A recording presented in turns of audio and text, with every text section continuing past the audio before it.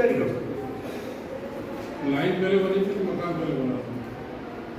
साहब मेरा ये कहना है कि ये सब कुछ चीज़ें नहीं, लाइन पहले बनी थी या मकान पहले बना था? वो सब आपकी बात सही है, मैं मानता हूँ, लेकिन मेरे को क्या पता, मैं अगर आ जाऊँगा तो लाइन खुले नहीं रहता है।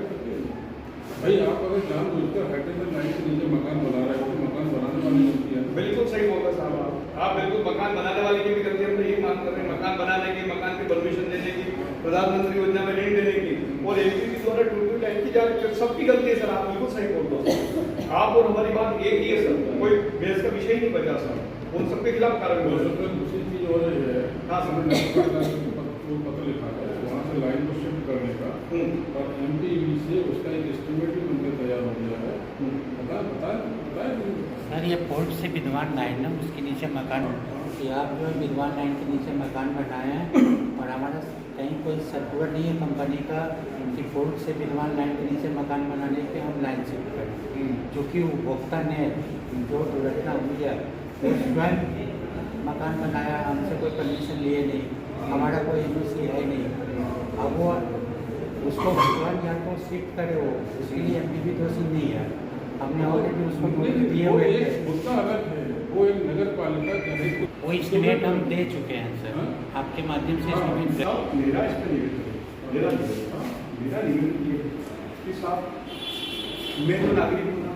मेरे को पता नहीं कि एमपीवी की परमिशन है, उसकी परमिशन है, उसकी परमिशन है, अगर मैं उधर से निकलूंगा तो एक तो वो दुर्घटना में मालिक की लेडी है उसको क्षतिपूर्ति नहीं देगा सर, तो वो थर्ड पार्टी है ना, आपकी बात मैंने सुन लिया, थर्ड पार्टी है,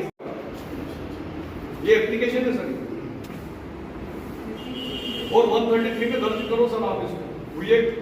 कल दुर्घटना हो जाएगी तो प्रशासन जिम्मेदार नहीं है, आज पे हाई टेंशन लाइन खोलनी पड़ेगी, तो 133 में संबंधित विभाग के अधिकारियों के खिलाफ दर्ज करो सर इसको, हमारा ये निवेदन है। 133 में दर्ज होता सर, फिर आपकी पार्टी बन जाएगी सर, आपने रिस्क ले लिया उसके बाद, कल से दुर्घटना हो गई।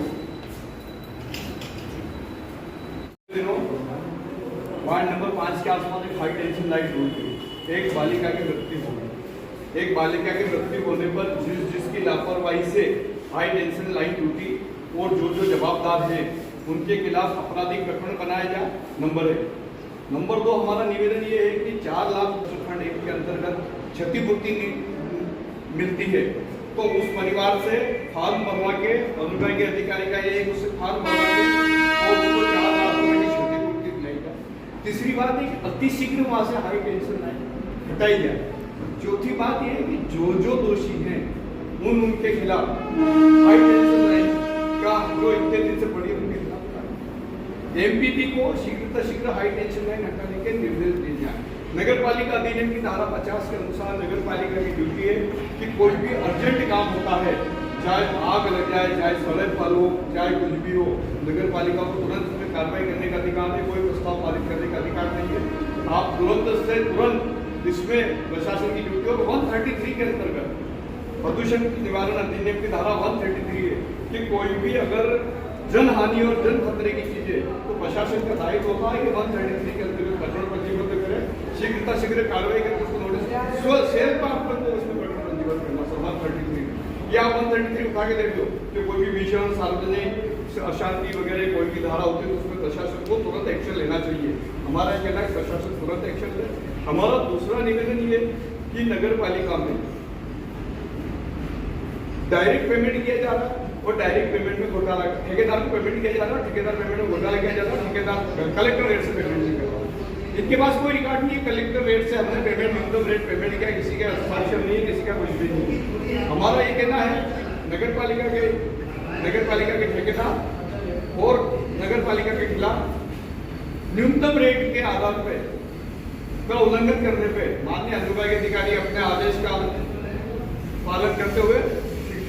प्रकरण आज ही प्रकरण दर्ज करना चाहिए। कल ये रिकॉर्ड में हेराफेरी कर सकते हैं साहब, आपको फर्जी रिकॉर्ड बता सकते हैं, इसलिए आप तुरंत ही न्यूनतम मजदूरी में अगर ठेकेदार को नगर पालिका ने पेमेंट नहीं किया, लेकिन ठेकेदार की ड्यूटी थी कि मजदूर को पेमेंट करें, ठेका इसी बात का होता है, या तो फिर नगर पालिका डायरेक्ट कर लिया, नगर पालिका के पैसे पे डिपेंड है तो ठेकेदार किस बात का, उसको तुरंत पेमेंट करना था। जितने दिन तक पेमेंट रोका, मजदूरों को रुलाया, न्यूनतम मजदूरी नहीं दी, ये ठीक है, उस दिन उसको मजदूरी दी थी, आधे पैसे दिए, ये प्रमाण है कि उसको न्यूनतम मजदूरी नहीं दी। अब हमारी शिकायत हो रही है तो को अपने आप को बचाने के लिए पेमेंट का आयोजन हुआ, कितने आवेदन प्राप्त हुए सर? आज 8 आवेदन प्राप्त हुए हैं,